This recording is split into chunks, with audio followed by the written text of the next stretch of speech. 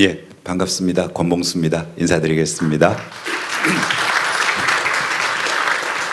우리 사회를 보시는 정재윤님께서 소개를 하는데 오글거려가지고 죽는 줄 알았습니다. 그 책을 하나 써야 된다라고 이제 그 권유를 받았어요. 무척 망설였습니다. 사실은 책을 쓸 만한 글 재주가 있는가에 대한 의문도 있었고요. 또 그 내용, 담긴 내용을 제가 올곧이 이렇게 감당할 수 있는 내용일까에 대한 두려움도 있었습니다.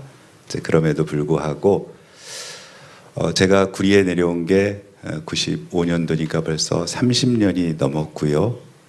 아까 그 양력 소개해 주시면서 말씀하셨던 것처럼 처음 지방의원으로 투신해서 정치를 시작한 게 2002년이니까 벌써 횟수로 24년째 접어들었습니다. 그 즈음에서 그동안 제가 어떻게 자랐고 어떻게 살았고 어떻게 활동했고 또 내가 이런 지방 정치를 하는 입장에서 어떤 걸 꿈꾸고 무엇을 생각하는가를 한 번쯤은 정리할 필요도 있겠다라는 생각에 무식하면 용감하다고 용기를 내서 이번에 책을 만들었습니다. 280페이지 분량입니다. 찬찬히 한번 읽어봐 주십시오. 피상적으로 그냥 늘 공공의 공간에서 만났던 권봉수가 어떻게 지금의 권봉수로 형성됐는지도 한번 살펴봐 주시고요. 그렇게 형성된 권봉수가 꿈꾸는 구리의 미래가 어떤 것일지, 그래서 우리가 어떤 꿈을 가지고 같이 구리를 만들어 가야 될지에 대해서 함께 고민할 수 있는 그런 교재가 되었으면 또는 그런 계기가 되었으면 좋겠습니다. 욕심이지만 그냥 의례껏 정치인이 낸 책이니까 와서 이렇게 한 권 사가지고 가서 이렇게 던져놓지 마시고 한번 권봉수란 놈이 어떤 놈인지 그렇게 좀 한번 살펴봐 주셨으면 좋겠다. 이제 그런 욕심을 가지고 썼습니다. 그럼에도 불구하고 사실은 겁납니다.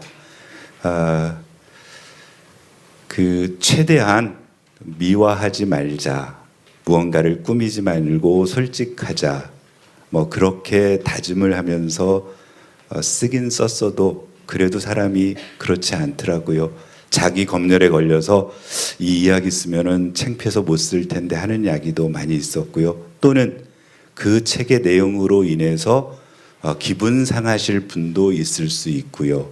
아마 그런 여파들이 있을 수 있겠는데 그런 것 다 감안해서 여하튼 늘 지켜봐 주시는 우리 구리에 사시는 시민들, 또 그리고 제가 그렇게 자라오는 과정에 저와 만났던 수많은 분들이 한 번쯤 권봉수를 다시 이렇게 정리해서 보는 그런 계기가 될 수 있으면 좋겠다.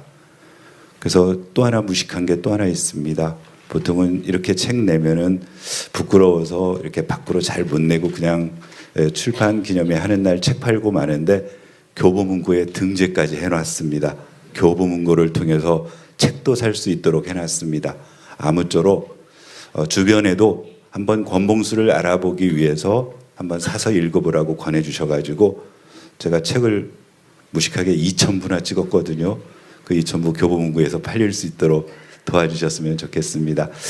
그리고 이제 오늘 이런 북콘서트를 한 이유는 아마 그 책을 가서 찬찬히 읽어보실 때 혹시라도 아까 우리 김용우 우리 의정 회장님께서 제가 원래 여기 큐시트에 보면은 나와서 책에 대해서 쭉 줄거리를 설명하도록 되어 있는데 이미 우리 회장님께서 설명을 다 해주셨어요. 앞에 1, 2부는 그동안 살아온 이야기, 3, 4부는 제가 꿈꾸는 앞으로의 미래에 대한 이야기, 오늘은 살아온 이야기들을 중심으로 함께 한번 우리가 살았던 시대를 한번 돌이켜봤으면 좋겠다. 그래서 권봉수의 그동안 살아온 60년의 삶이 어떻게 이루어졌는지를 한번 같이 우리 초대한 손님들과 함께 나눠봤으면 좋겠다는 생각으로 시간을 가졌습니다.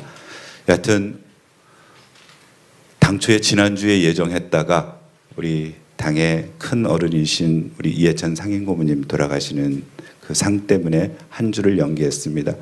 날씨도 도와주지 않아가지고 오늘 되게 춥습니다. 그럼에도 불구하고 이 자리에 참석해 주신 많은 분들께 감사드리고 마치는 시간까지 권봉수와 함께 한번 지난 60년을 돌이켜보는 그런 시간으로 이해해 주셨으면 감사하겠습니다. 고맙습니다. 네, 정말 맞아요. 책 소개를 들으려고 했는데 아까 이미 다 알아요. 1부터 4까지 어떻게 나눠져 있는지 저도 조금 내용을 알지만 너무 자세하게 아까 잘 설명해 주셔서 그 부분을 건너뛰어도 될 정도로 정말 각인이 되어 있습니다. 여러분 꼭 찬찬히 잘 읽어보시기 바라겠고요. 정말 우리 권봉수 의장님 자신의 삶의 정치 인생 그리고 구리에 대한 그 사랑이 너무 느껴지는 그런 책이며 저 정치에 대한 소신 그리고 지금까지 살아온 그 여러 가지의 경험들을 책으로 쓰셨으니까 꼭 한번 그냥 이렇게 받고 넘기지 마시고 읽어보시기를 바라겠습니다. 자, 이제 진짜 중요한 시간이에요. 북 콘서트는 원래 이런 식으로 진행합니다. 이렇게 가운데 작은 탁자가 있고 몇 명이 모여서 이렇게 조분조분 서로 얘기를 나누는 게 북 콘서트의 어떤 특징으로 되어 있거든요. 그러려면 누군가 함께 해야 됩니다. 네, 저만으로는 부족합니다. 그래서 훌륭하신 분들을 모셨습니다. 제가 또 챕터를 제가 나눈 건 아니고요. 중요 장면들을 챕터로 나눠서 또 이렇게 7가지 챕터로 나눠서 소개해 드릴 거거든요. 그 이야기를 함께 나눌 분들 먼저 소개해 드릴게요. 여러분 1987 영화 보셨어요? 네, 저도 87학번이라 네, 87학번이에요, 제가. 그래서 1987 하면은 굉장히 느낌이 와닿는데 마지막 장면에서 이한열 열사 강동원, 네, 강동원 기억납니다. 근데 또 강동원이 신었던 운동화 너무 특징적으로 기억나죠? 여러분 영화 보신 분도 아시겠지만 그 이한열 열사의 운동화를 챙겨서 함께 이동했던 그 김태리 역할 아시죠? 그분이 여기에 계십니다, 여러분. 그분 바로 그 영화의 주인공 대신 그 역할을 하셨던 그분 구리 시민이시기도 합니다. 구리 YMCA 이정희 사무총장님 소개해드리겠습니다. 어디 계세요? 네, 어서 오세요. 자리 함께 하시죠. 자리 함께 하시죠. 올라오시죠. 네, 여러분 그 영화의 김태리 역할을 했던 주인공이 여기 있다는 게 너무 신기하지 않습니까? 정말 대단한 것 같습니다. 박수 한번 해주세요. 네. 자, 저도 이제 뭐 여러 가지 일을 계기로 조금 더 예전보다 정치와 경제와 사회에 굉장히 신경을 많이 쓰고 있습니다. 그러려면 TV 뉴스도 좋지만 유튜브가 많은 도움이 되거든요. 물론 잘 봐야 됩니다, 유튜브. 여러분 아시죠? 유튜브 잘못 보면 무슨 일 생기는지 여러분 더 잘 아시죠? 네. 알고리즘 타기 때문에 진짜 열심히 잘 봐야 되는데 그 유튜브 요즘에 제가 그렇게 열심히 보는 유튜브들에서 정말 크게 활약하고 계시고 좋은 위치에서 정말 바른 진행을 하시려고 노력하시는 그 분 계세요. 여러분 얼굴 보시면 많이 아실 텐데 성공회대 신문방송학과 최진봉 교수님 오셨나요? 아, 오셨네요. 네, 안녕하세요. 어서 올라오세요. 네. 아주 정의에 불타시는 분이십니다. 네, 감사드립니다. 네, 오늘 이렇게 해서 이분들과 함께 재미있게 또 진실되게 바른 모습으로 북콘서트를 진행하도록 하겠습니다. 자, 그러면 제가 챕터를 7개로 나눴다고 말씀드렸죠. 그 챕터를 먼저 하나씩 보면서 이야기를 나누면 굉장히 이해도 쉽고 훨씬 또 우리 권 의장님이 무슨 생각으로 이렇게 쓰셨는지 아시기 쉬우실 것 같아요. 자, 첫 번째 영상. 네. 삶의 궤적 첫 번째 챕터. 경복고 수양관, 양지관인가요? 양지관에서 지켜본 써 있는 그 한문이 여러분 저게 양지관입니다. 제가 한문을 조금 읽을 줄 알거든요. 아무리 생각해도 수양관이 아니더라고. 양지관입니다. 네. 이 사진, 의미, 우리 권봉수 의장님 이야기 시작해 주시고 함께 세 분 얘기 나누도록 하겠습니다. 예, 이제 아까 말씀드린 것처럼 책의 1, 2부가 제가 살아온 태어나서 초등학교, 중학교, 고등학교 이렇게 쭉 자라온 과정인데 이제 보시는 사진은 제가 고등학교 1학년, 그러니까 1979년 10월 26일 그날이 금요일인데요. 그날 찍은 사진입니다.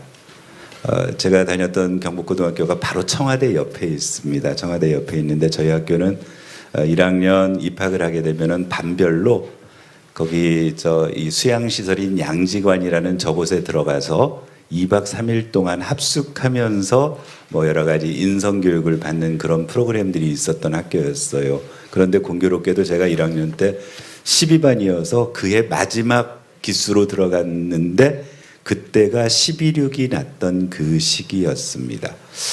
사실은 그 12월 될 때까지 1학년 다니는 동안에 그 버스에서 내려서 학교까지 가는 길에 아주 좋은 저택들이 있어서 부자가 사나 보다 했는데 나중에 12.6이 나고 보니까 그게 궁정동 안기부 안가였던 거죠. 거기서 박정희 대통령이 이제 죽은 그런 사건이 일어났었습니다. 사실은 초중고등학교를 다닐 때는 초등학교, 중학교 다닐 때 우리 지나쳐서 역사를 말할 때 박정희 독재 정권 18년을 얘기를 하는데 사실은 별다른 의식 없이 다녔던 거죠. 학생으로서 그냥 학교에서 교육받듯이. 그런데 지내놓고 보니까 그 유신 독재 18년의 종말을 기하는 그 시기에 제가 바로 그 역사의 현장에 가장 가깝게, 그러니까 박정희가 죽은 그 거리로부터 직선 거리로 저 수양관까지가 채 500m가 되지 않는 그런 거리에 있었고, 또 그날 저녁에 그 세검정 저쪽 뒤쪽에서부터 그 탱크가 넘어 들어오는 것도 저희가 지켜봤고, 이제 제가 그 책 속에 그런 과정을 쓰면서 뭐라고 소회를 밝혔냐면, 우리가 흔히 역사에서 중요하게 생각하는 시점 속에 내가 어떻게 위치되어서 연관되는가에 대해서 늘 역사의식을 가지고 살아야 되겠다라는 아마 첫 경험이었다. 그래서 책 속에 들어있는 사진이었습니다. 그래서 아마 여기 계신 모든 분들도 우리 역사의 중요한 시점에 내 개인적인 인생사와 어떻게 연결되어졌는가를 한 번쯤 이렇게 정리해서 돌아보는 것도 의미 있겠다 싶어서 저 사진을 하나 그 주요한 포인트로 잡았습니다. 네, 이정희 사무총장님도 한 말씀. 어떻게 지내셨어요? 저 때 어떻게 지내셨어요? 이 얘기를 듣고 예. 생각나시는거나. 먼저 이 귀한 자리에 초대해 주셔서 정말 감사합니다. 그리고 우리 언론인이자 목사님이자 교수님이신 최준봉 교수님과 함께 자리하게 돼서 영광입니다. 예. 말씀하셨듯이 그 당시에 저는 중학교 3학년이었었고요. 우리 권봉수 의원님과 저하고는 1살 차이가 납니다. 저는 전라북도 군산에서 중고등학교 시절을 보냈는데 저는 태어나면서 대통령이 한 사람이었잖아요. 그 당시에 그 대통령은 죽을 때까지 대통령인 줄 알고 생각을 하고 있었는데 어느 날 갑자기 그 사건이 나면서 사람이 사람을 죽이지? 이런 생각이 들면서 막 눈물이 막 났던 생각 그 당시에는 그랬습니다. 그렇게 제도 교육 안에서 모범생으로서 살았던 그 시기였었고요. 그 이후에 현실을 알고 세상이 이런 세상이었구나를 깨닫게 된 거는 이제 고등학교 이후에 대학에 가서 알게 되었고, 그때는 아무 생각 없이 그렇게 지냈던 시기였던 것 같습니다. 최지명 교수님. 네, 뭐 우연인지 모르겠는데 저는 이제 물론 먼저 하고 싶은 말은 뭐냐면요, 권봉수 의장님이 봉자가 들어가잖아요. 이름에 봉자 들어간 사람 중에 나쁜 사람이 없어요. 저도 최진봉이잖아요.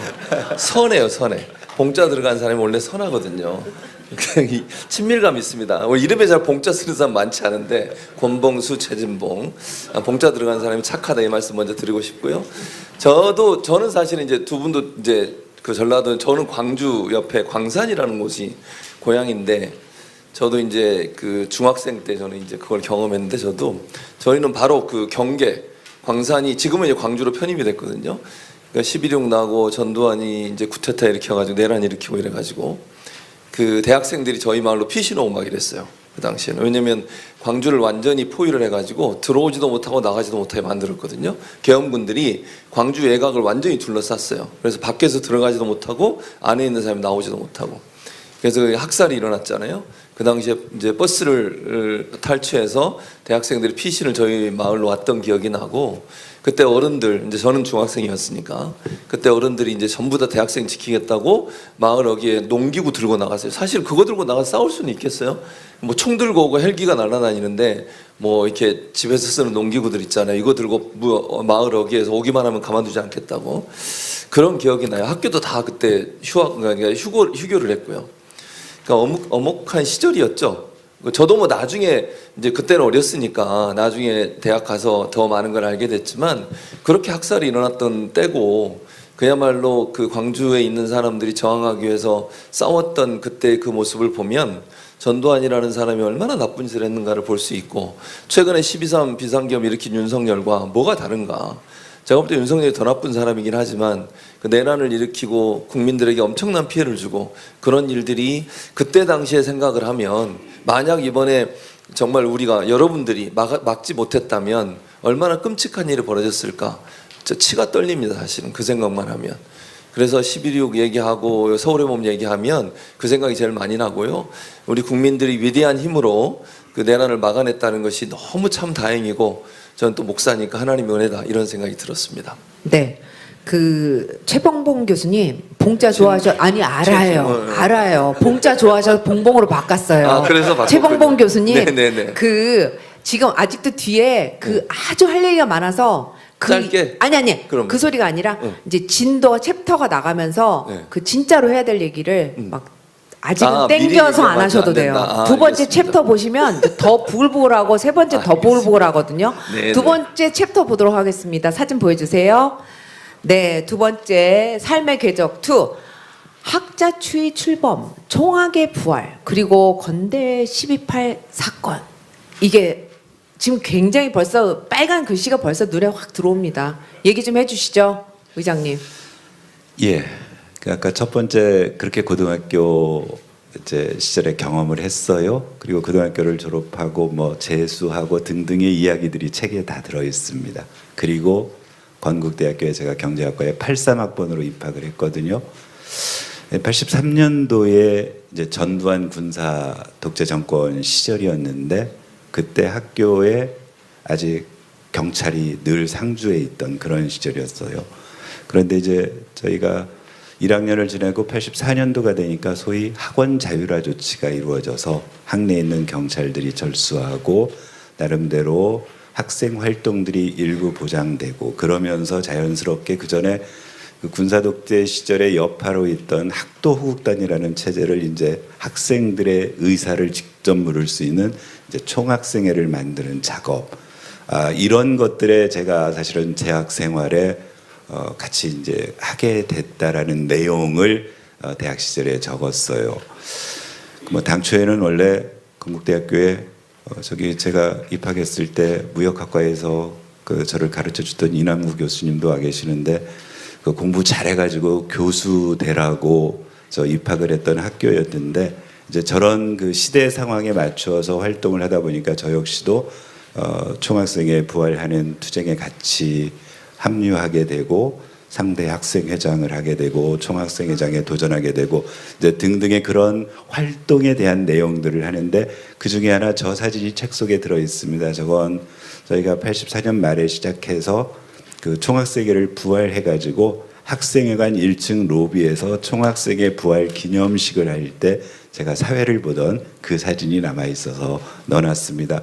그리고 이제 그렇게 만들어진 그 총학생회를 중심으로 전두환 군사 정권을 타도하자는 학생운동의 조직적 활동이 이루어지고, 그 힘이 이후에 87 항쟁으로, 그래서 88년도에 정권을 민주 정권을 뭐 또 이렇게 좀 끌어올 수 있는 유화 정책으로 하는 그런 일련의 그 절차가 진행됐었고, 그리고 이제 그 와중에 86년도에 건대에서 12.8 사건이 발생을 합니다. 사실은 그때는 이제 제가 4학년 거의 끝 무렵, 그래서 이제 학교를 졸업하고 뭐 군대를 가야 하나 대학원을 가야 되나 하고 있던 시절이어서 그 12.8 사건이 일어난 당일날 제가 학교에 있었는데, 오늘 이 자리에 아마 그 친구가 왔을 텐데, 그 다음날 군대 입대하는, 제가 상대 회장을 할 때 총무부장 역할을 했던 친구가 다음날 춘천으로 입대를 해야 돼서 이제 그 친구를 데려다 주기 위해서 저는 저녁 시간에 학생과 그 선생님들 도움을 받아서 학교를 나왔었고, 그렇게 장기간 동안 학생들을 건대에 몰아넣고 가혹하게 할 거라는 생각도 없이, 그래서 참 아이러니한데 이제 나중에 돌이켜놓고 보니까 구리에 와서 우리 Y에서 활동하다 보니까 이정희 총장이 연대를 다녔는데 그때 건대에 오셔서 그 12.8 시기에 남아있던 이제 이런, 그래서 그렇게 일련의 절차를 보여주는 제 대학 생활에 보여줬던 80년대 학생 활동의 한 축을 보여주는 사진이 저 총학생의 부활 기념식 사진이어서 책 속에 넣었습니다. 네. 이사무 총장님 어떻게 이제는 좀 그 이한열 열사의 사건을, 아니 아까 고등학교 때까지 아무것도 모르고 우셨다고 하셨는데 어떻게 하다 이렇게 변하신 거예요? 그러니까요. 네. 제가 이제 대학에 왔을 때 처음 접한 거는 그 당시 이제 쉬쉬하고 있었던 게 바로 광주민주 항쟁이었잖아요. 언론도 막혀 있고 정보도 다 막혀 있는 그런 상황에서 외국에서 가져온 사진들이라든지 내용들을 번역해가면서 우리가 정보를 접할 수밖에 없었는데, 저는 그게 가장 저한테 제 인생을 가르는 충격적인 일이었었고요. 그렇게 많은 사람들이 한 권력이 이 사람들의 생명을 빼앗아가면서 이렇게 진행이 되고 있다는 사실을 정말 까맣게 모른 상태에서 접하면서 이런 정부가 국가의 국민들을 지배하면서 하는 거에 대해서는 저는 동의가 안 된다, 그러면서 시작을 했던 것 같아요. 근데 이제 여기 그 12.8 사건이라고 하면 안 돼요. 네, 12.8 건대 항쟁이었습니다. 왜냐하면 그때 제가 이제 3학년이었는데 사실은 그 당시에는 이제 전두환이 1년 정도 임기가 남겨둔 상황이어서 너무나 많은 이 사건들을 이렇게 조작하고 또 그걸 가지고 언론화 시켜서 이렇게 용공이라고 하죠. 예, 공안 정국을 만들었던 시기였어요. 그때 가장 대표적인 게 뭐였냐면 금강산 댐을 만들어서 이렇게 이렇게 댐을 한꺼번에 폭파하면은 이제 쓸려 내려갈 것이다 이러면서 굉장히 불안감을 조성했을 때가 바로 그 시기였었고, 그때 이제 저희 학생들은 여러 가지 이제 언론이나 뭐 이런 행동들이 막히면서 애학투련이었었죠. 애국학생 투쟁연합이라고 만들어서 건대에서 한 2~3천 명이 모여가지고 집회를 했던 그 시기였습니다. 근데 왜 그게 중요하냐면요, 그게 바로 우리 그 87년 민주항쟁의 이 출발점이 되었다고 저는 생각을 하고 있어요. 그 당시에 이제 그 건대에 들어가서 그냥 평화롭게 집회를 하고 있었는데, 그 건대를 그때 전투 경찰이나 이런 이게 모든 경찰인데 서울 시내는 모든 경찰이 다 동원이 됐던 것 같은데, 에워싸가지고 교내로 진입하면서 건물에 학생들을 다 몰아낸 거예요. 학생들을 몰아넣고 거기를 봉쇄를 해버린 거죠. 그래서 저도 이렇게 초류탄 그때 지랄탄이라고 쫓겨가지고 사회과학대 건물에 들어가서 거기서 4일 동안 강제 단식을 할 수밖에 없었던 그런 상황이었고요. 날씨도 10월 28일 굉장히 추운 상황에서 춥고 배고프고 서럽고 하는 그런 상황을 지냈습니다. 근데 그 당시에 사회과학관이 건대에서 가장 그 격렬했던 그 공간이었었고요. 그러다 보니까 이제 마지막 폭력 진압 그 당시에 헬기가 가장 많이 떠서 물 최루탄을 옥상에서 이렇게 떨어뜨렸던, 그리고 많은 학생들이 옥상에서 이제 굴비 엮듯이 엮여갔는데요. 저는 이제 옥상에서 이렇게 저항하다가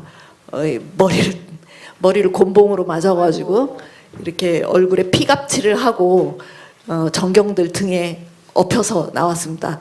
그래서 제 명단이 그 구속자 명단은 없었고 이제 부상자 명단에 있었는데요. 그리고 이제 모두 1,500명 정도가 잡혀갔었고 그 중에서 1,222명인가 이 정도가 구속이 되었던 전무후무했던 사건이었었고요. 그 사건이 그 계기로 해서 세계사적으로도 없었던 그 이후에도 없었던 건데 그러면서 거기에서 1,200여 명의 학생들은 공산 분자 그냥 빨갱이죠. 그래서 건대를 점령해서 건대를 혁명의 기지로 만들겠다라고 해서 이렇게 그 사람들을 잡아넣었다라는 명분으로 언론화시켰던 걸 나중에 알게 되었습니다.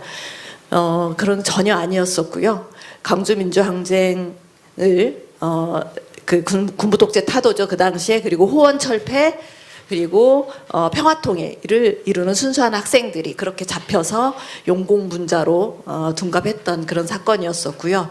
그리고 나서 바로 이어서 한 몇 개월 후에 87년 1월 달에 박종철 열사가 탁 치면 억하고 죽었다는 그래서 물고문으로 공안몰이를 하던 과정이었습니다. 공안몰이를 하는 과정 속에서 열사가 사망을 하게 되었고 그 당시에 정의구현 사재단이 이 사실을 폭로하면서 이제 움츠리고 있던 그런 시민들의 분노가 터져 나왔던 게 바로 87년도 6월 항쟁이었었습니다. 그래서 건대 항쟁은 그만큼 역사적으로는 재평가를 받아야 된다고 생각하고요. 그리고 정말 그 상황 속에서 이렇게 많은 시민들이 함께 해주는 것들을 87년에도 그랬지만 목도하면서 이거는 시대의 흐름이 정말 정의를 바로 세우는 그런 과정이었구나라는 생각이 좀 들었습니다. 네, 진짜 막 뭔가 막 영화를 보는 것 같은 그런 느낌까지 드는데 최진봉 교수님은 그때 뭐 하고 있었어요? 87년. 저도 학생이었죠. 네. 네, 대학생이었고. 네. 근데 지금 이정희 선생님이 설명 잘해주신 앞에 부분은 제가 한번 설명을 다시 할 필요는 없을 것 같고요. 그렇게 해서 그게 도화선이 돼서 87년 6월 항쟁이 일어난 거잖아요. 근데 6월 항쟁은 여기 이제 연세 많으신 분들은 다 아실 텐데 젊은 분들은 모르실 수 있는데 그때는 그야말로 전국적으로 지금처럼 인터넷이 있을 때도 아니잖아요. 전국적으로 집회가 이루어졌어요. 그건 뭐 지역을 대구도 상관없어요. 그때는 다 집회를 했었어요. 그리고요, 그 넥타이 부대라고 심지어 이렇게 회사 출근했다가 퇴근하면 또 집회에 참여해요. 이런 식으로 해서 호원철폐하라고 외치면서 전두환이 노태우한테 정권을 넘겨주려고 했을 때 그걸 막기 위해서 엄청나게 항쟁을 했던 그 기억이 나요. 그리고 거리든 어느 지역을 가리지 않고 모든 거리에서 87년도 호원철폐를 외치던 그 운동을 했던 도화선이 됐던 게 바로 12.8 항쟁이에요. 그러니까 그만큼 건대에 모여서 학생들이 목숨 걸고 싸웠던 그리고 막 그 피범벅이 돼서 내려오셨던 이전 선생님도 말씀하셨는데 그런 투쟁의 열기가 1월에 그 사건으로 넘어갔고 그리고 6월 항쟁까지 갈 수 있는 도화선이 됐던 거고 그래서 이걸 호원철폐를 하게 된 거예요. 물론 또 뭐 노태우가 되긴 했지만 그런 상황들이 결국은 이 민주화 운동에서 여기 계신 많은 어르신들 그 당시 함께했던 그때는 뭐 나이 연령 관계없이 거의 모든 사람들이 나와서 집회했던 걸 제가 기억이 나요. 그런 힘과 열기가 결국은 민주주의를 완성해 왔던 일인데 그게 지금의 우리가 누리는 민주주의라고 하는 것이라는 생각이 드는데 뭐 윤석열이 다시 뒤집어 엎어가지고 화가 나긴 하지만요. 어쨌든 그렇습니다. 네. 과정에서 잠깐 설명을 좀 드리면요. 이제 6월 항쟁의 도화선이 되었던 그 건대 항쟁 이후로 저희가 이제 60 항쟁을 준비하는 전야제를 연대에서 했었고요. 전야제 때 이한열 열사가 추류탄에 맞아서 이렇게 돌아가시는 그런 일, 한 달 후에 돌아가시긴 했지만은 그때 이제 제가 이 집회에 참여하면서 제 앞에서 이한열 열사가 이렇게 부축되어가는 과정이 있었고요. 그걸 보면서 이제 운동화 한 짝이 이렇게 떨어지는 걸 봤어요. 그래서 저는 이제 뭐 굉장히 많은 사람들이 부상을 당하니까 그래서 이 친구가 나중에 이제 치료받고 돌아갈 때 어떻게 신발 없으면 큰일 났다. 그래가지고 제가 그 친구 신발을 들고 병원까지 이제 세브란스 병원까지 같이 갔는데 응급실에서 나오질 않는 거예요. 그래서 계속 기다리고 있다가 한 몇 시간 기다렸는데 엄마가 올라오시고 그래서 엄마는 막 이렇게 정신없어가지고 이렇게 헤매시더라고요. 그래서 굉장히 제가 옆에서 밤 새워서 이제 엄마하고 같이 이렇게 따독여주고 하면서 지냈던 그런 게 있었는데 30년 후에 저는 그 얘기를 아무한테도 하지 않았어요. 근데 30년 후에 이한열 열세 기념사업회를 이제 같이 가면서 이 운동화 이거 제가 갖다 준 운동화니까 사람들이 굉장히 많이 놀래더라고요. 그래서 그 운동화가 지금 기념사업회에 보관이 되어 있었고 그런 게 좀 알려지면서 저한테 이렇게 막 이렇게 와서 인터뷰도 좀 하고 뭐 그렇게 해달라고 해서 제가 유퀴즈 물론 예, 참여를 해서 87년도에 그 6월 항쟁 민주주의가 이렇게 다시 우리 살아나는 이런 과정들을 이렇게 설명을 좀 했었던 적이 있습니다. 그리고 뭐 Y 스토리 뭐 이런 이야기들로 제가 갑자기 이렇게 주목을 받아가지고 예 그랬었고요. 아까 말씀하셨던 처음에 말씀하셨던 이제 그 1987 김태리 이거는 저희가 이제 좀 에피소드가 있었는데 제가 그 세종시에서 청소년들 이제 민주시민 교육 차원에서 토크 콘서트를 했어요. 근데 이 세종 YMCA 사무총장님이 1987의 그 실제 주인공이 나와서 이렇게 함께 한다라고 하는 홍보를 한 거예요. 아이들이 굉장히 많이 왔어요. 그래서 김태리가 오는 줄 알고. 예. 떡다름한 표정으로 언제 나오나 하고 기다리고 역사를 잘 모르니까 그래서 제가 갑자기 김태리로 이 기대를 참 제가 저버리는 그런 일이 있었습니다. 에피소드입니다. 네, 막 할 얘기가 밤새 해야 될 것 같은 정도로 얼마나 많으시겠어요. 네, 그래서 이제 또 계속 이 얘기는 이어서 나갈 거고요. 세 번째 궤적으로 한번 넘어가 볼게요. 아이고, 군 시절이신 것 같은데 그 비율이 좋으십니다. 키가 많이 크시진 않으신데 비율이 완벽하세요. 와, 한겨레 신문과 도서 사건 무슨 일을 저지르셨나요? 무슨 네. 사건이 나오는데요. 저 시절에는 제가 체중이 60kg를 왔다 갔다 할 시절입니다. 근데 이제 지금은 75kg를 왔다 갔다 하는 시절이어서 그 비율이 깨진 거는 확실하고요. 이제 아까 이제 책을 쓰다 보면 쭉 연대기적으로 쓰니까 그렇게 해서 저는 87년도에 입대를 했어요. 대학을 졸업하고 그리고 뭐 논산에서 훈련 받고 그리고 배치된 부대가 저기 그림에 나와 있는 것처럼 그 헬리콥터 부대입니다. 저 500MD라는 공격 헬기인데요. 그래서 저 포천에서 근무를 했습니다. 그래서 이제 책에 보면 군대 생활에 관한 이런저런 얘기를 하다가 그 시대와 연관된 얘기 중에 하나가 이제 다행히 제가 운 좋게 나이가 많아서 간 거거든요. 재수해서 대학을 졸업했으니까 우리 나이로 뭐 25쯤에 군대를 가서 이제 비교적 그 군대에 있는 저희 부대의 특성상 되게 좀 편하게 있었던 편이에요. 그런데 좀 무모한 짓을 했던 게 당시에 아까 말한 대로 제가 좀 군대 생활 돼서 한 상병쯤 되고 나니까 그때 이제 87항쟁 이후에 우리 사회가 민주화되면서 그 국민들이 직접 돈을 모아서 국민들이 만든 신문 한겨레가 만들어집니다. 그게 이제 좀 군인으로서 무모한 짓을 했는데 부대에 있는 소위 직업 군인 그 하사관이죠. 준사관한테 부탁을 해서 한겨레 신문을 좀 볼 수 있게 해다오 하는 이런 무모한 짓을 했습니다. 그래서 한겨레 구독료를 제 봉급에서 내고 그 준사관 집으로 한겨레를 배달받아서 당일날에는 볼 수가 없습니다. 아침에 배달되는데 이 친구가 출근할 때 안 되니까 저는 하루 지난 한겨레를 이렇게 이제 봤어요. 그래서 한 그 6개월 넘게 한겨레를 정기 구독했는데 다음에 89년도에 그 제대를 앞두고 그 보안대 검열에서 그게 걸려가지고 이제 뭐 영창을 갔다 올 직전까지 갔는데 사실은 사고가 좀 커져 버렸습니다. 그러니까 그 한겨레 신문을 제가 보고 스크랩까지 해가지고 이 관리를 하고 있었거든요. 그런데다가 지금 저기 이 자리에 와 있는데 이제 아내가 그때 대학 동기인데 면회 올 때마다 그 88년도 이후에 만들어진 수많은 그 기존 세력이 보면은 용공 서적들을 저 이렇게 좀 갖다 달라고 부탁해가지고 그걸 부대에다가 보관하고 있는데 이제 그런 것들이 통째로 걸렸어요. 걸려서 하마터면 제대를 제시기에 못할 뻔했는데 다행히 제가 그래도 선하게 살았는지 크게 뭐 영창까지 가지는 않고 자대 내에서 수습을 했던 이제 그런 에피소드가 책에 들어 있습니다.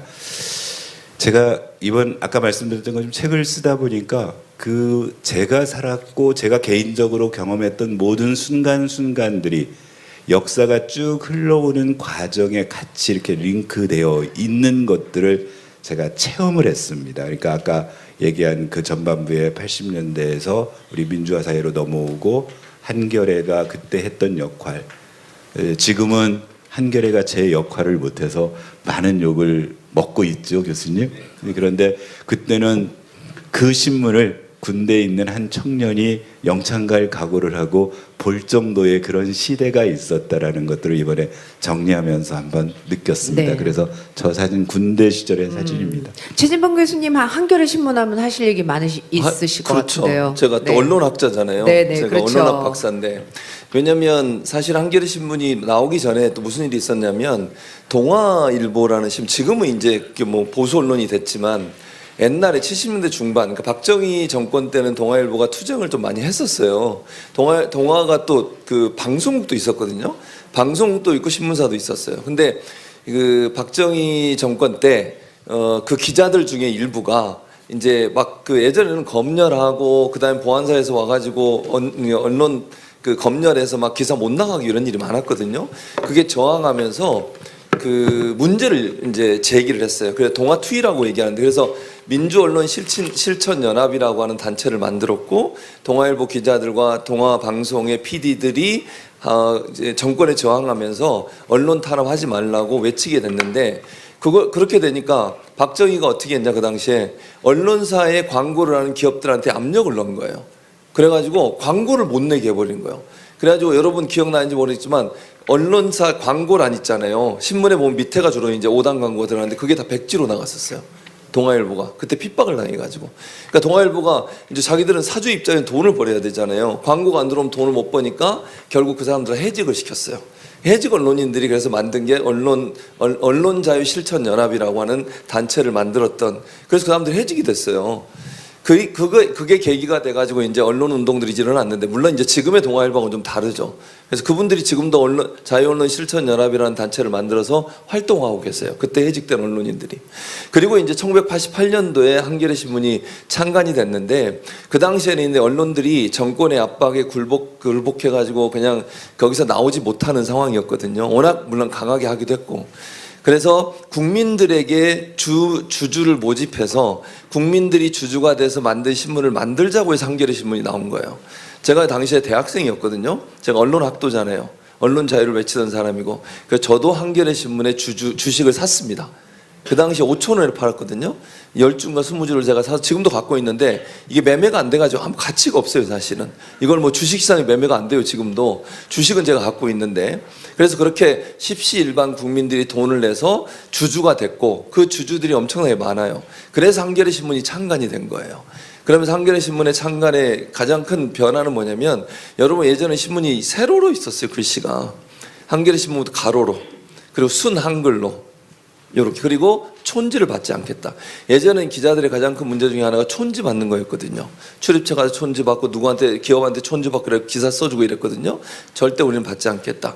그런 정신으로 한겨레 신문이 시작이 됐죠. 그러니까 지금 권 의장님 얘기하는 것처럼 그 당시 한겨레 신문은 그렇게 정론직필을 하겠다고 해서 국민들의 돈으로 모았기 때문에 그러니까 광고주나 아니면 권력에 영향받지 않고 우리가 운영하겠다. 라고 시작했던 게 한겨레 신문이고요. 물론 이제 말씀하신 것처럼 요즘은 약간 좀 논란이 되고 있습니다만 그게 바로 한겨레 신문이 탄생된 계기이기 때문에 한겨레 신문의 창간은 우리 언론사의 아주 중요한 변화의 변곡점이었다 이렇게 볼 수 있죠. 네, 알겠습니다. 다음 챕터 넘어가기 전에 또 아까 제가 인사하려다 구리시의회 이끌고 계시는 신동아 의장님 오셨나요? 네, 일어나서 인사 한번 해주세요. 늦게 오셨으니까. 네, 감사합니다. 인사를 꼭 아니 손까지 이렇게 흔드시지 않으셔도 될 것 같은데 네 감사합니다. 네 다음 궤적으로 넘어갈게요. 네 번째 궤적입니다. 구리 정착 후 시민운동을 시작하다. 근데 와 시민운동을 시작하는데 무슨 영업사원 같은 사진이 나오시. 저긴 어디인가요, 이장님? 예, 사실은 이 사진은 마땅한 사진이 없어서 쓴 아, 것 같아요. 그때는 이제 그 아까 이제 그렇게 해서 군대 마치고 뭐 대학원 생활 마치고 등등이 책에 이제 쭉 나옵니다. 그래서 결혼을 했어요. 결혼을 하고 이제 구리로 이사를 오게 됩니다. 그래서 이제 구리로 온 게 94년도 이제 와서 95년부터 아까 말씀드렸던 것처럼 우리 장수영 노인회장님이 그때 영어 학원을 하고 계셨는데 저는 그 아이들 가르치는 보습 학원을 하게 됐고 이제 생업으로서는 학원을 운영을 했고 와서 지역 사회에서 건전한 시민으로서 활동을 해야 되겠다라는 의식을 가지고 이제 같이 결합한 조직이 구리 YMCA였습니다.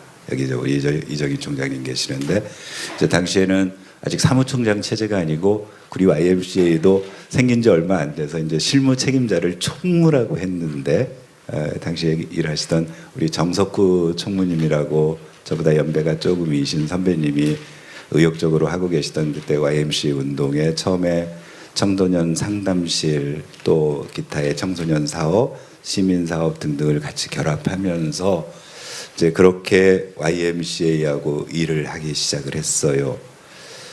실제로 그 책을 읽어보시면 아시겠지만 제가 2002년도에 지방의회 진출하게 된 계기도 그렇게 쌓여진 YMCA를 통한 그 시민 활동의 그 어떤 그 정책적 일환으로서 이제 시민 사회가 실제 지방자치의 영역에 적극적으로 들어가자라는 그때 당시에 정석구 총무님하고의 결의에 의해서 이제 그 지방의회 의원으로 처음 진출을 하게 된 그런 얘기들을 이렇게 잔잔하게 썼고요.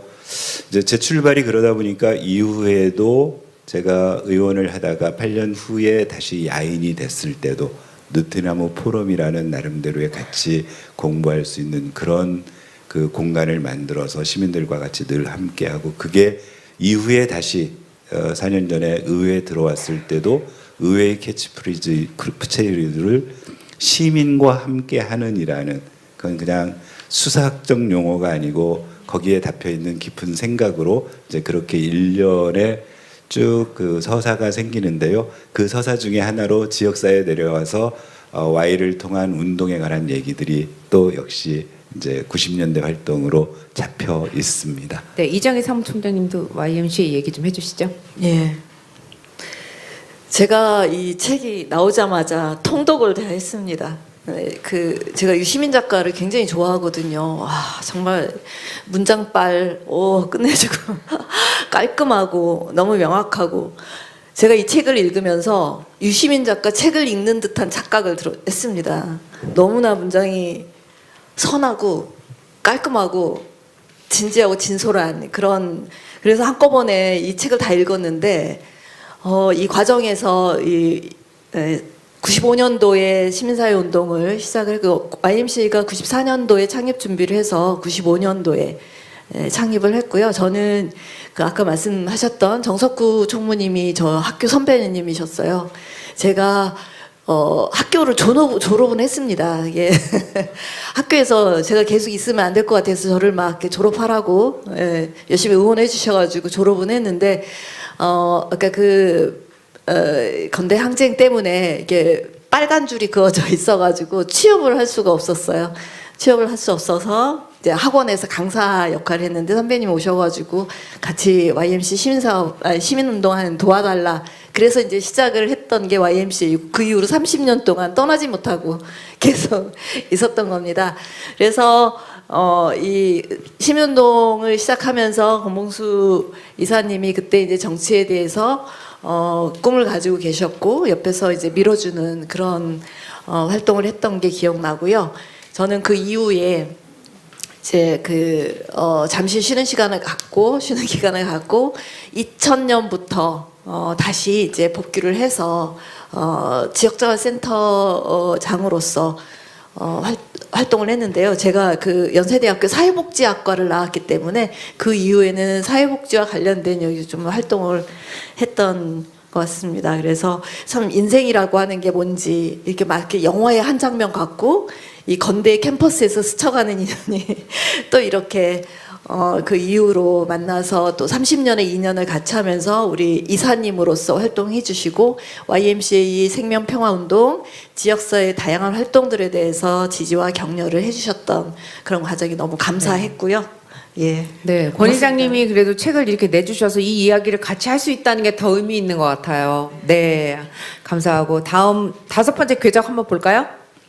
2000년 총선 시민연대, 2002년에 만난 노무현. 와, 이건 진짜 뭔가 근데 다른 분이 누구세요? 저기 안경 쓰신 저기 누구세요? 저분이 너무 다른데? 어떻게 지금 훨씬 나으신데요? 뭐지?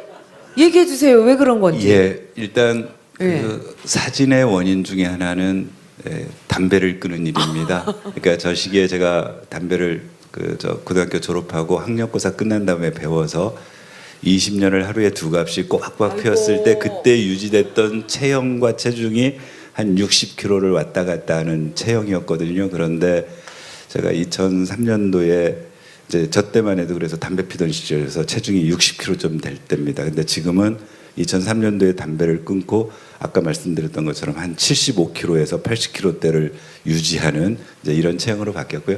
이제 저 사진은 제가 그 2002년 6월달 지방선거에 아까 말씀드렸던 것처럼 시민운동의 정치 참여라는 뭐 그런 대의를 가지고 참여해서 운 좋게도 지방의원에 당선이 됐고 그해 12월 달에 대통령 선거를 치르던 시기입니다. 그래서 저 사진은 당시에 우리 그 민주당의 후보였던 고 노무현 대통령, 노무현 후보께서 이제 구리 지역에 유세를 왔을 때 찍었던 사진이에요. 그래서 여러 사진들이 있는데 책에 실린 사진 중에 하나인데 저기에 이제 제가 저 사진을 보면서 참 아까 인생 얘기하셨는데 저 사진을 보면서도 참 인생이 이렇구나라고 느끼는 게요. 그 저 여자분 혹시 기억하십니까? 그 여자분이 김행이라는 분입니다. 그 중앙일보의 김행이라고 해서 당시에는 노무현 그 대통령 선거운동본부에서 대변인 역할을 하러 그러니까 언론특보처럼 쫓아다니셨던 분이에요. 지금은 이제 저희랑 노선이 확 달라져서 그때 그분이 저랬는가 할 정도의 상황 이제 이렇게 바뀌었고요.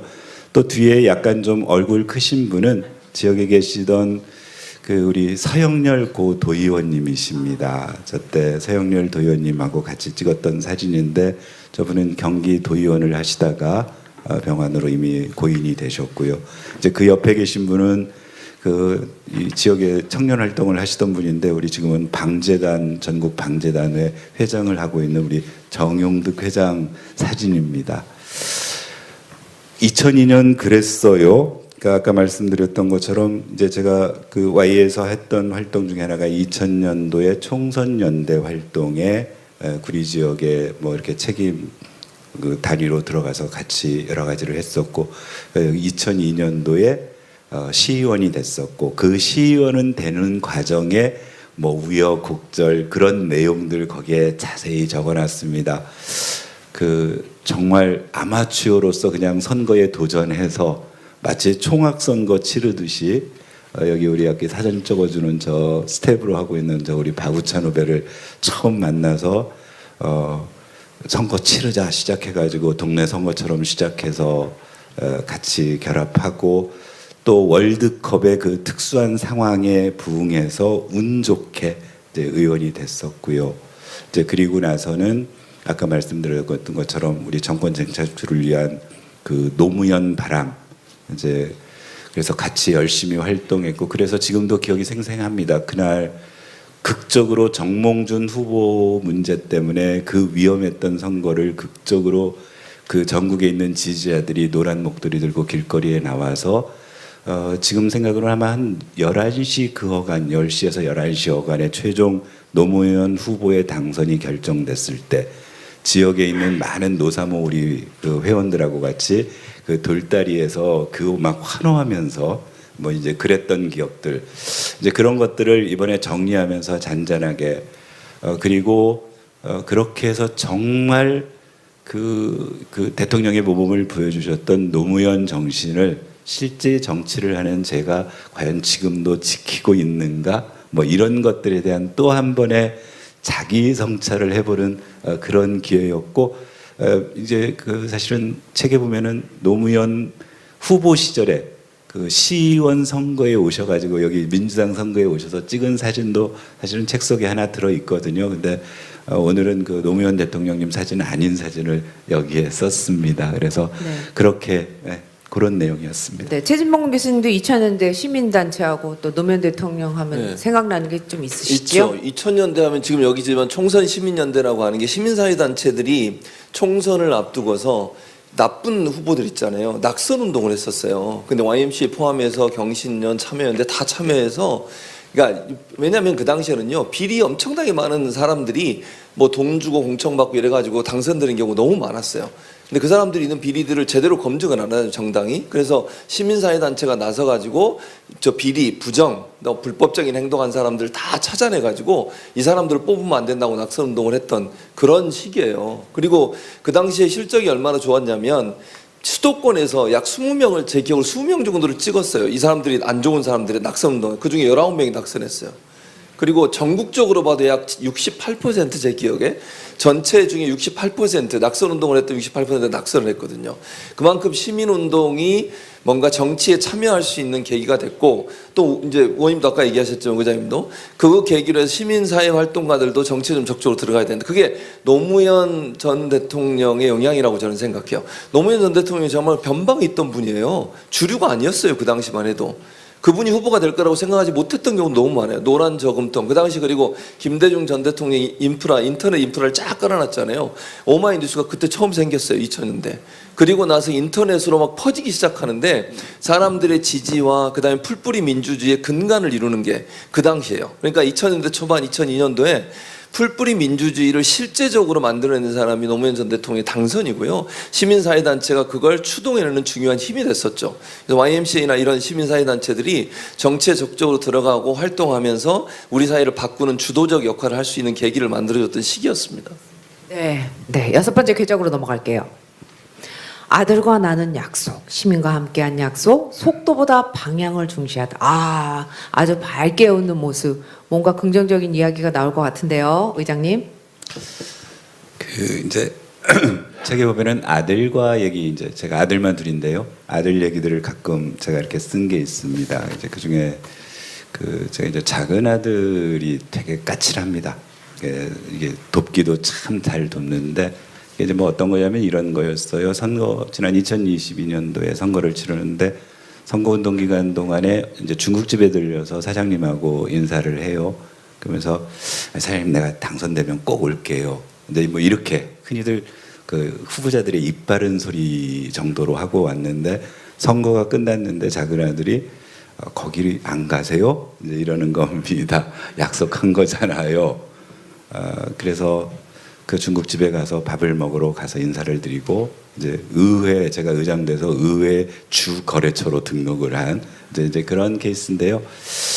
그 제가 2022년도에 그 이제 시의원 선거 공보에 내건 몇 가지가 있었어요. 그러니까 뭐 구체적으로 뭘 만들겠다, 뭘 도로를 내겠다 이런 것들 공약 하나도 안 하고, 뭐 시민과 함께하는 의정 활동을 펼치겠습니다 등등의 쭉 그런 선거 공보였어요. 그래서 이제 제가 전반기 의장이 되고 나니까 이것들을 구체적으로 구현해야 되겠다라는 생각들을 했습니다. 그때 제가 그 공보에 쓴 것 중에 하나가 젊은 세대의 지방자치에 대한 이해를 높이기 위해서 청년 인턴십 제도를 꼭 하겠습니다. 또는 시민들에게 의정 활동을 적극적으로 알려내도록 하겠습니다. 뭐 이런 등등의 선언적 공약을 했는데, 이제 그 중에 하나가 의장이 되고 나니까 그전에는 이렇게 보다 이쪽에서 적극적으로 뭔가를 알리고 주민들에게 설명하려는 노력이 상대적으로 적었다는 생각을 했어요. 그래서 일단 그 시의회에 일단 매주 출입하는 기자들하고 브리핑을 하겠다. 그러니까 의회에서 이루어지는 일, 시에서 중요한 일들에 대해서 브리핑을 하겠다라고 했고, 그걸 거의 매주 지켰습니다. 저 의장 전반기 의장 임기가 2년이거든요. 그러면 102주가 됩니다. 104주, 52주 와. 치면. 근데 그 중에 50주를 제가 50회를 의전 브리핑을 했어요. 그래서 지금 와 계시는 우리 저 이영두 기자님도 그때 그렇게 해서 의전 브리핑에 자주 오셔서 정말 좋은 기사를 양산해 주시고 또 그렇게 의정 브리핑 하는 사항을 우리 인터넷 방송으로 의회 인터넷 방송으로 생중계하고 이제 그래서 이제 기본적인 취지는 뭐였냐면은 정치가 특히나 지방자치는 그 지방자치에 전업적으로 들어와 있는 의원들 또는 공무원들이 전유해서는 안 된다. 그 과정이 시민들과 늘 공유될 수 있고 피드백 돼야 되는데 그 역할을 해주는 역할이 언론이라고 생각을 했고 현재 우리가 가지고 있는 매체 환경에서 그런 언론을 최대한 제도적으로 활용하는 것이 무척 중요하다는 생각을 가지고 있었고 이제 그걸 실천을 했는데 저 사진이 그 의정 브리핑 할 때의 네, 사진입니다. 저렇게 그렇군요. 지하 구리시 지하에 멀티룸이라고 방을 만들어 놓고 거기에 제가 출입하는 기자님들에게 그냥 늘 공지해서 오셔서 질문하고 보통 평균 1시간에서 1시간 반 정도 브리핑을 했었습니다. 네. 그 내용입니다. 네, 이정희 사무총장님 그 시민단체의 눈으로 본 지방자치제도에 대해서 어떻게 생각하시는지 하실 말씀 좀 있으실 것 같아요. 아직도. 예, 시민단체는 사실은 정치하고는 일정 정도 거리를 둬야 되는 그런 과정이었습니다. 이게 토양을 만들거나 씨를 뿌리거나 하는 건 가능하지만 여기에 싹을 틔워서 뭔가 이렇게 결실을 맺고 하는 거는 이제 정치인들 그리고 지방자치단체를 이제 운영하시는 분들의 몫이죠. 근데 저희는 아까 그 여기 서두에서 말씀하셨듯이 방향이 중요하다라고 했던 그 내용이 어떤 방향으로 우리 사회가 갈 것인가 그리고 우리 사회의 문제는 무엇이고 이 문제를 드러내면서 이 문제에 대한 대안들을 찾아 나가는 게 시민사회의 역할이었습니다. 뭐 그동안 30년 살면서 제대로 된 역할을 뭐 하지 못해서 좀 아쉬움이 있긴 하지만 제가 주로 이제 해왔던 거는 이 지방자치단체가 좀 지향해야 될 부분들을 조금 더 디테일하게 이렇게 그 시민의 삶 속에서 스며들게 하는 그런 역할을 했던 거고요. 그 중에 뭐 가장 기억이 남았던 거는 복지 영역에서 김대중 정부의 생산적 복지가 이렇게 뭐 자활 사업으로 꼽히는 과정 그리고 이것이 사회적 경제로 넘어가는 그 과정들에 함께 했었고 그 사회적 경제의 생태계를 조성하기 위한 여러 가지 활동을 처음엔 자활센터에서 있다가 이제 이렇게 이게 시민들과 함께하지 않으면 안 되겠구나 그래서 제 YMC 사무총장으로 나오면서 이런 생태계 조성을 하는 역할을 했다고 봅니다. 그래서 여기 우리 지역의 느티나무 의료복지 사회적 협동조합 제가 발기인 대표로 만드는 거 함께 했었고요. 지역의 선한 뜻들이 모여서 지금도 잘 이렇게 커가고 있다라고 생각이 듭니다. 네. 최지봉 교수님 뭐 얘기하실래요? 아니면 다음 게 길게 얘기하실 네, 다음 게 게 있는 길게 얘기하겠습니다. 굉장히 길게 얘기하실 수 있는 게 나오거든요. 마지막 7번째 궤적 한번 보겠습니다. 12.3 내란 이후 1년 청산 촉구 피켓 시위를 한 이유. 피켓을 저렇게 들고 옆에 계신 분들은 누구십니까, 의장님? 대부분 이 자리에 와 계신 동지들입니다. 네. 그 이제 어디까지 쓴 거냐면 사실은 책을 뭐 올 작년 말에 이제 해서 올 한 1월까지 탈고를 한 거잖아요. 그 중에 이제 그 생각하기도 힘든 이제 12.3 내란의 밤에 이제 저는 어떻게 됐냐면은 저녁 일정 끝내고 들어갔는데 집에서 작은 아이가 인터넷을 이렇게 보다가 계엄이랍니다. 그래서 이게 무슨 장난 같은 얘기냐 이제 했더니 이제 조금 있으니까 방송이 나오고요. 그래서 아까 지금 늦게 오셨다가 자리를 떴는데 신동아 의장 전화가 왔어요. 형님 어떡하죠? 그래서 일단 가세 국회를. 그래서 그 우리 신동아 의장하고 아까 저한테 그 까칠하게 구는 작은 아들하고 이제 여의도로 뛰어갔습니다. 그래서 가서 이제 여의도에서 계속 있었더니 이제 일단 계엄 국회 의결이 있었고 그래서 새벽 한 4시쯤 돼서 그 여의도의 24시간 편의점에 가서 우리 셋이 그 사발면을 저 컵라면을 사가지고 같이 먹고 이제 그러고 들어왔어요. 그리고 다 아시겠지만 그 이후에 탄핵되는 과정까지 그리고 이후에 여러 절차들 지금 중앙에서 진행되고 있습니다. 그 중에는 속이 후련한 것도 있지만 아직은 속이 답답해가지고 제대로 안 되는 과정들을 겪고 있어요. 그러다가 이제 1주년인 12월 3일을 작년 12월 3일 날 맞았어요.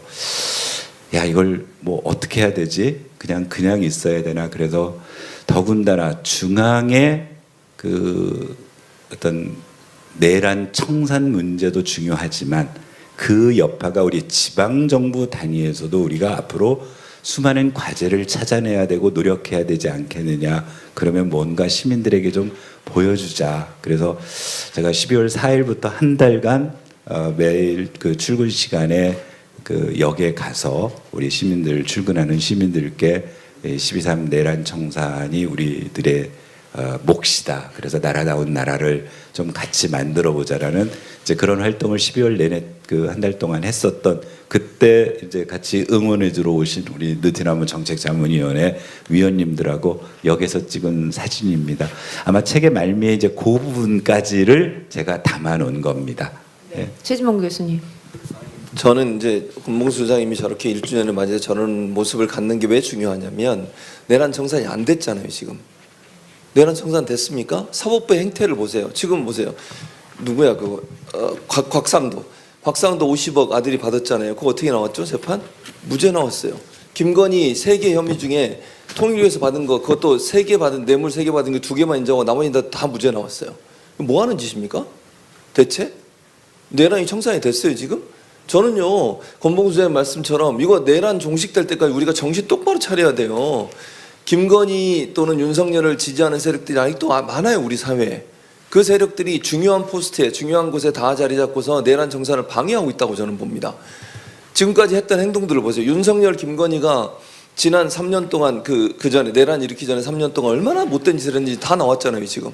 매간 매직하죠. 돈 받고 관직 주죠.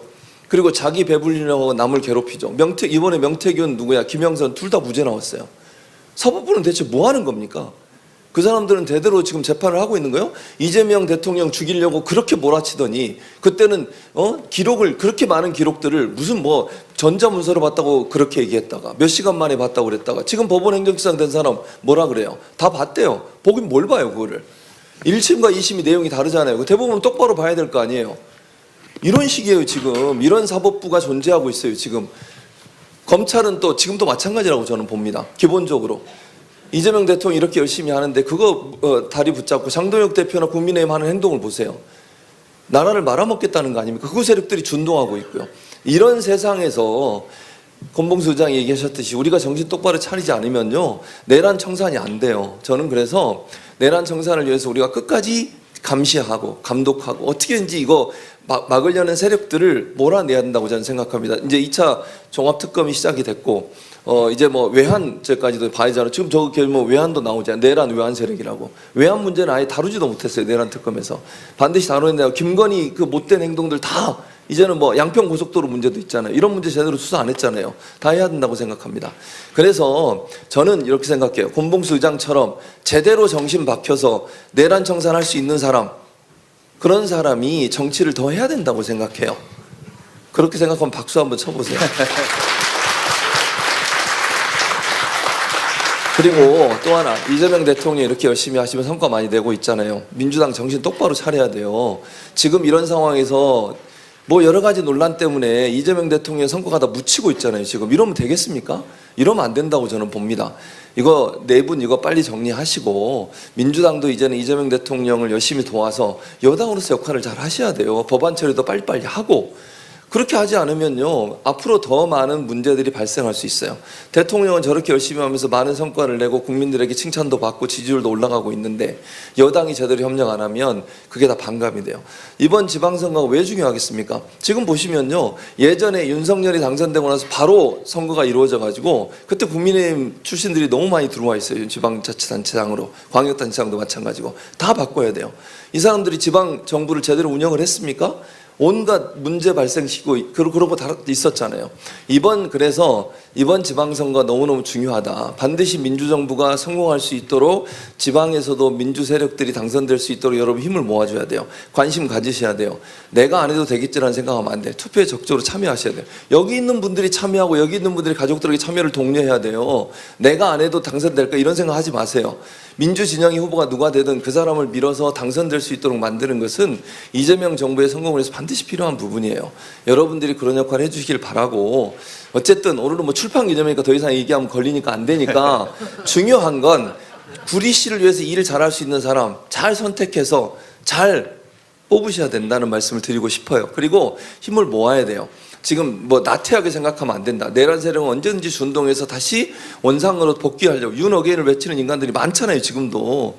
여러분과 제가 함께 정신 똑바로 차리고 민주 진영이 더 발전할 수 있도록 도움을 주셔야 되고, 그건 적극적으로 투표에 참여하고 홍보 열심히 해서 민주 진영에 있는 분들이, 많은 분들이 지방자치단체에 들어가실 수 있도록 힘을 모아주시기를 바란다. 이렇게 말씀드리겠습니다. 어우, 왜 유튜브 1순위 섭외인지 알 것 같아요. 와우. 이정희 성총장님도 마지막으로 좀 하실 얘기 간단하게 좀 해주시죠. 네. 너무 바른 말만 하셔가지고 네. 제가 더 드릴 말씀은 없고요. 우리 그 책에서도 일관되게 느껴졌던 거는 우리 권봉수 의원님의 뜻, 생각 이런 것들이 굉장히 그 멀리 바라보고 정말 소중한 가치를 가지고 나가고 있으면서 이 책 전반에는 굉장히 따뜻함이 스며들어 있어요. 그래서 이게 우리 시민들의 삶 속에 이렇게 스며드는 그런 정치를 해보겠다, 그런 어떤 그 정부가 되어보겠다라고 하는 그런 의지가 담겨 있기 때문에 그런 것들을 잘 실현하는 그런 과정이 있었으면 좋겠다 생각이 듭니다. 네, 아 정말 여러분 삶의 궤적을 7가지 챕터로 나눠서 우리 이정희 사무총장님, 최지봉 교수님과 함께 얘기를 나눠서 너무 뜻깊고 보람된 북 콘서트였습니다. 두 분 너무너무 감사드리고요. 여러분 다시 한번 최지봉 교수님, 이정희 사무총장님께 인사 한번 보내주시기 바라겠습니다. 네, 악수 나누시고요. 이제는 우리 권봉수 의장님께서, 수고하셨어요. 권봉수 의장님께서 우리 참석하신 귀빈 여러분들께 이제 마무리로 인사를 올릴 시간이 다가왔습니다. 네. 행사 준비하면서 사실은 시간을 2시간을 넘지 말자고 우리 기획하는 친구들하고 얘기를 했는데 지금 시계를 보니까 2시간을 훌떡 넘었습니다. 여기 유채꽃 소극장의 좌석이 280석이 정도가 되거든요. 처음에 가득 차다가 조금씩 절반이 되다가, 그럼에도 불구하고 제가 얼추 보니까 3분의 1 이상의 지금 120, 30분 정도 되는 분들이 남아 계셔요. 일단 감사드립니다. 2시간 거의 한 20분을 같이 해주신다는 게 쉽지 않은데, 아까 말씀드렸던 것처럼 부끄럽기도 하고 두렵기도 합니다. 써놓은 책에 이제 그런데 거꾸로 저건 제 자신에 대한, 어찌 보면 스스로에 대한 다짐일 수도 있겠다. 제가 이렇게 살아왔습니다 하는 것들을 우리 19만 구리 시민에게 또는 저를 아는 모든 분들에게 그냥 까발렸고, 저는 구리를 이렇게 만들고 싶습니다. 저는 제가 사는 구리가 이랬으면 좋겠습니다라고 일단 선언한 이후에 그 일을 구체적으로 어떻게 할 건데, 누구와 할 건데, 이런 것들은 앞으로의 저의 과제가 될 거라는 생각입니다. 그래서 두렵기도 하지만 오히려 이제는 제가 저 책에 얘기한 것들을 보다 더 적극적으로 우리 구리시에 이룰 수 있도록 더 혼신의 힘을 다해야 되겠다라는 생각을 가지게 됩니다. 오늘 자리 함께 해주시고 또 보잘것없는 이런 책을 구입해 주신, 이 자리에 참석하신 모든 분들께 감사드립니다. 아까 말씀드렸던 것처럼 하나 더 팔아 주십시오. 저 2,000부 찍었는데 재고 남으면은 경제적으로도 어렵고 귀하게 활용을 해야 되니까 주변 분들에게 꼭 권하셔서 한번 권봉수를 알기 위해서 저 책을 사봐라. 책을 사는 방법은 저한테 연락하면 제가 배달도 해드릴 수 있습니다. 책값 2만 원에. 또는 요즘은 편합니다. 저기 가정에 온라인 주문할 수 있으니까 자녀들에게 부탁해서 교보문고에 탑재되어 있으니까 교보문고에 주문하면 더 싸게 살 수 있습니다. 교보문고에서 10% 할인해서 지금 18,000원에 팔고 있습니다. 하여튼 감사드리고요.